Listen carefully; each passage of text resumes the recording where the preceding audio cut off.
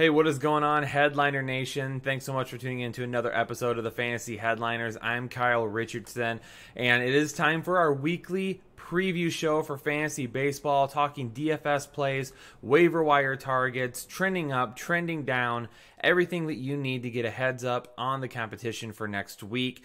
If you're already subscribed to the Fantasy Headliners, thanks so much for coming back to another episode. But if you haven't subscribed to the Fantasy Headliners and you're stumbling across this for the first time, hit that subscribe button. Let us know in the comments below so we can personally welcome you. A lot of great things going on here. You do not want to miss out. Let's jump right into it. Right now, let's get moving and let's talk about some two-start pitchers for next week. Who do we want to take a look at? And the reason I put this information in there is in case you have any pitching limits. Some people have pitching limits in their leagues, or if you have weekly settings that you have to lock your lineup in on Monday, you want to know whether or not you should have some of these guys in your lineup. So two-start pitchers I am targeting this week. A good, really good play right off the bat, Zack Greinke. He gets to face Texas and San Diego at home. One of the better two-start pitchers for this week. Really excited if you own him because you're going to get some great performances.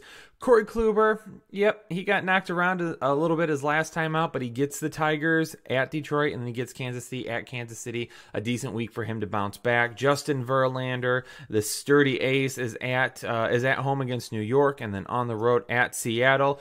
A couple of matchups that might be a little bit more difficult than normal, but I got more than enough confidence that JV will handle those with no issues. Jacob deGrom continuing his fantastic his carryover from last season, fantastic season last year, carrying it over. He gets Minnesota and at Atlanta.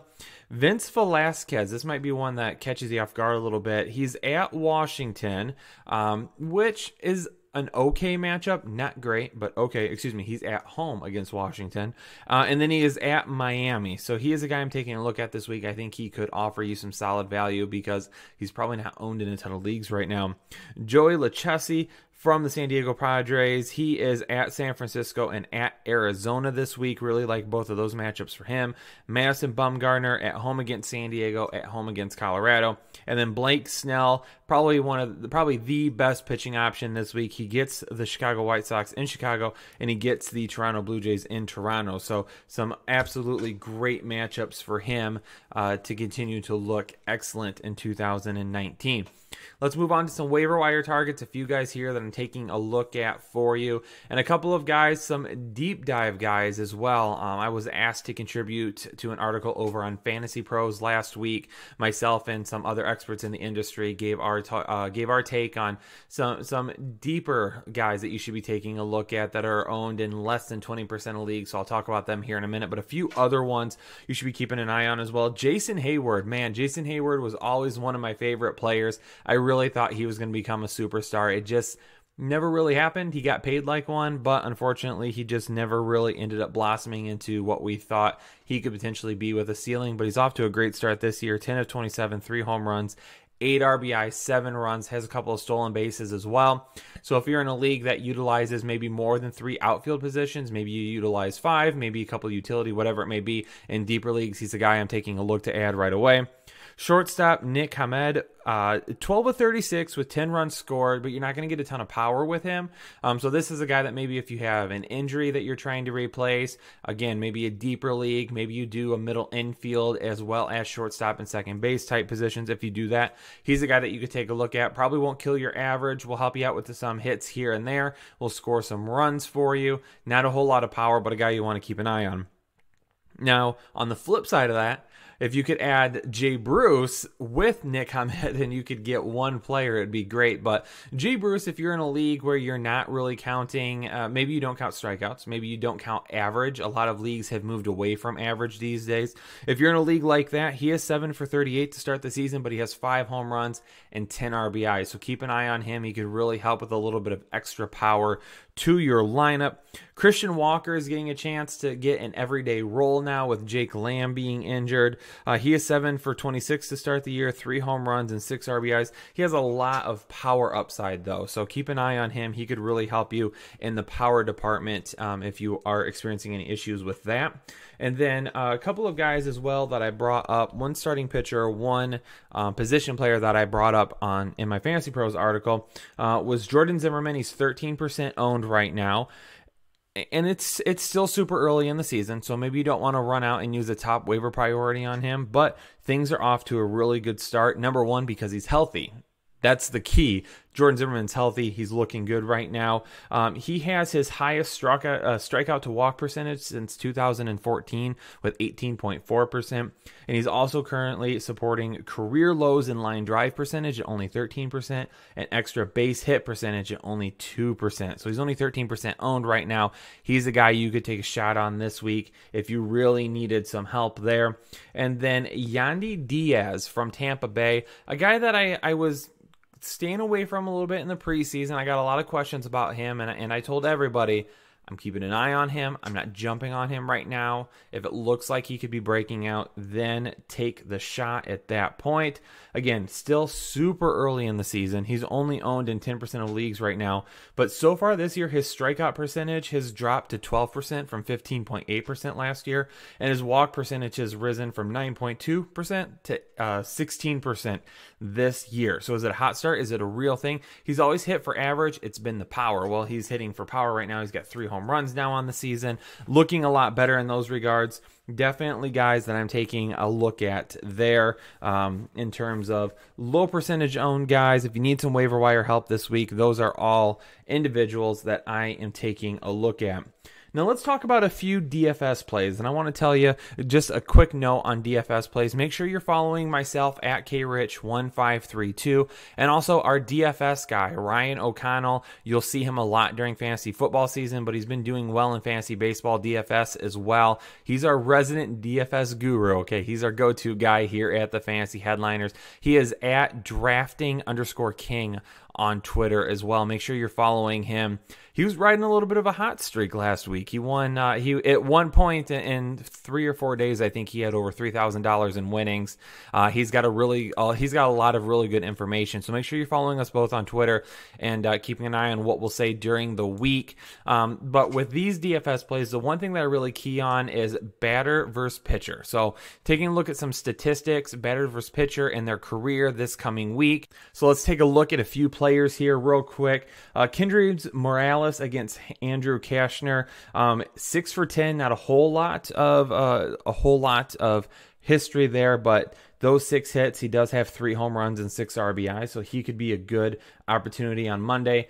Anthony Rizzo, 9 of 20 for a 450 batting average, 3 extra base hits. Javier Baez, both of these guys against Jameson Taillon this week on Monday. Javier Baez against him is 11 for 19 for a 579 average, 6 extra base hits as well. Nick Markakis against Kyle Freeland. He's hitting 455 against him with a little bit of pop as well, 2 home runs. All guys on Monday that I'm keeping an eye on for your lineups. On Tuesday, Miguel Cabrera gets Corey Kluber. He does have a lot of history, so he is 23 for 63 with 9 extra base hits lifetime against Kluber, so he has a little bit of success there. Hanley Ramirez, 10 of 28 against Jordan Zimmerman for a 357 average. Christian Yelich is facing Matt Harvey, 10 of 27. Martin Maldonado, messed that one up there a little bit. Martin Maldonado, okay? He is going to be facing against Marcos Gonzalez. He is 6 for 11. So if you're struggling at the catcher position on Tuesday, keep an eye on him. And Asdrubal Cabrera against Zach Greinke, I brought him up earlier, but he does have a 432 average against him in his career. Also could be another good sneaky play because his salary is liable to be a little bit down because of the matchup. Going to Wednesday now, Anthony Rendon and George Springer are the only 2 that I'm really keeping an eye on for Wednesday in terms of guys that I really think you need or should have in your lineup. On Thursday, we got Lucas Duda is a guy that you also want to keep an eye on against Mike Leake, 8 for 12 career. Ian Desmond against Jeff Samardzija, 10 for 27. Martin Prado. And looking at on that day, on the 11th, Prado, Neil Walker, Curtis Granderson, the Miami versus Cincinnati stack against Tanner Roark. All those guys with a lot of great success with Tanner Roark on the mound, so keep an eye on all of them. Billy Hamilton facing Mike Leake, 400 career average. If he has the opportunity to get on base, he's going to steal some bags as well potentially, so that's always great to have. A.J. Pollock against Michael Wacha, a 500 average there. And then Will Myers against Zach Godley as well, somebody else that you also want to be keeping an eye on. On the 12th, Curtis Granderson, again, his name is going to come up. I brought him up for the 11th. Let's bring him again for the 12th. He is 10 for 32 lifetime against Jake Arrieta. Edwin Encarnacion is also got to be taking a look at. Jonathan LeCroy, again, at catcher. If you're having any issues, keeping an eye on that position, because it can be a little bit tough at that position to find someone good. LeCroy is a good guy to keep an eye on.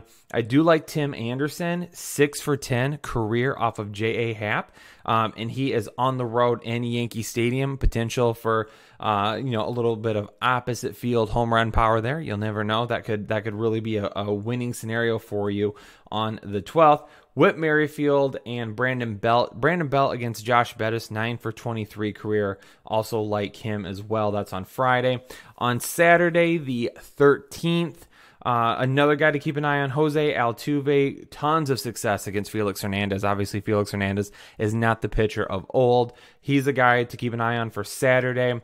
Matt Carpenter against Anthony Desclafani. Him and Paul Goldschmidt both against Desclafani. Both have a lot of success against him. So that could end up being a good St. Louis for Cincinnati stack that you can take a look at on Saturday. And then catcher again, Tucker Barnhart for Cincinnati against Anna Wainwright. 4 for 10. Not a whole lot of history there, but again, catcher's really tough to find a guy to help out with at times because you don't always want to have to pay for the high-priced guys there. Shin Soo-Choo against Marco Estrada, and then Joey Votto against Adam Wainwright. Looking at that whole Cincinnati-St. Louis game on Saturday, that could be one to keep an eye on. There could be a lot of runs scored there. And then on Sunday, the 14th, Ketel Marte is a guy against Joey Lucchesi that I'm keeping an eye on. Melky Cabrera against Anibal Sanchez, a 400 average. He's 18 for 45 against him. And Chris Iannetta against Derek Holland is 10 for 31 lifetime. 3 options there on Sunday that you want to keep an eye on. So again, some quick hitting DFS people for you to keep an eye on there. Rewind this, write those names down when you're putting together your lineups this week. Keep an eye on all of those in terms of who you can fit in. Some decent plays there for you that could end up helping out and hopefully winning you some money there. Now we got to move on to our trending up and trending down. Closing in on 15 minutes on this episode. We don't want to make it too long. Guys to keep an eye on right now. Colton Wong is my first to keep an eye on. I was a big Colton Wong fan when he first came up. I thought he was really going to be a lot better than what he has been. Off to a solid start this year, though. He's hitting .423 to start the year. A lot of pop in his bat right now. 2 doubles, 1 triple, 3 home runs. He's off to an excellent start. He is trending up. Keep an eye on him. Maikel Franco from the Philadelphia Phillies. He might have the most home runs for any 8-hitter in the entire league by the time this season is done. But the reason I'm definitely saying he's trending up because of how well he is playing right now. Average is right there at 318, but he does have 3 home runs and 10 RBIs. The reason I like him, try to jump on him a little bit early because if he continues to hit like this and he gets bumped up in the order, there's always a potential that, hey, maybe he can hit like in the 2-hole or 3-hole. Maybe they move a couple of guys around. Probably not 3-hole because you're probably not going to move Hoskins and Harper both back. But if he could get himself up into that 2-hole at any point, that could be a huge win for him this season. So he's a guy you want to keep an eye on. I already mentioned Christian Walker. He's finally getting the opportunity to get full-time reps right now. He's never had that opportunity before. So good for him. Keep an eye on him because he's a guy as well that you could take a shot on early and often right now. Let's head to some trending down guys. Brandon Nimmo from the New York Mets. Ooh, rough start for him. I know he was a lot of people were excited about him to begin the year. But the worst thing is he only has 2 hits on the season right now. He's hitting .077 on the season, but he has 17 strikeouts already. Not looking good for Nimmo there in New York. The rest of the New York Mets are looking fabulous, though. So if you're a Mets fan, congratulations. Jesse Winker, another young outfielder that you probably have kept an eye on at some point. Full-time playing this year, a guy that always has had a really good hit tool, waiting for the power to develop. He hasn't been anything great this year either. He is trending down. Cincinnati as a whole is finding themselves a little bit inconsistent. A lot of struggles there. And then catching-wise, Danny Jansen. A lot of people were excited about him too. I know a lot of people spent some decent mid-round picks to try and acquire him. I think a lot of people thought he was going to be a top 10 catcher this year. It's still very early. I'm not going to put all of my eggs in one basket with him and say his season's over with. However, before the season, I did caution people that he might not turn out to be what we thought, or what a lot of people thought he might be. Only hitting 120 on the season right now with 1 double, so not even any extra base power to go with it. So there's a few trending up, a few trending down. We got some DFS plays, waiver wire targets, 2 start targets this week for pitching. Make sure you hit us up in those comments below. If you have any other questions, I already gave you our Twitter handles. Make sure that you're following us over on Twitter. If you're looking for some more daily DFS stuff, myself and Ryan post things, try to post things every day about some decent buys and some guys you should be taking a look at. So make sure you follow us over there as well. I've already told you to hit that subscribe button. Hit that like button though. Give this video a thumbs up. Would really appreciate it. Comment below. And just to remind you again, if you play fantasy football, the Fantasy Headliners Fantasy Football Draft Guide on pre-order right now, only $19.99. For the amount of information you're going to be getting in that draft guide, you're not going to find a better price in all of the industry. Thanks so much for tuning in to another weekly preview fantasy baseball show here on the Fantasy Headliners, and we'll see you next week.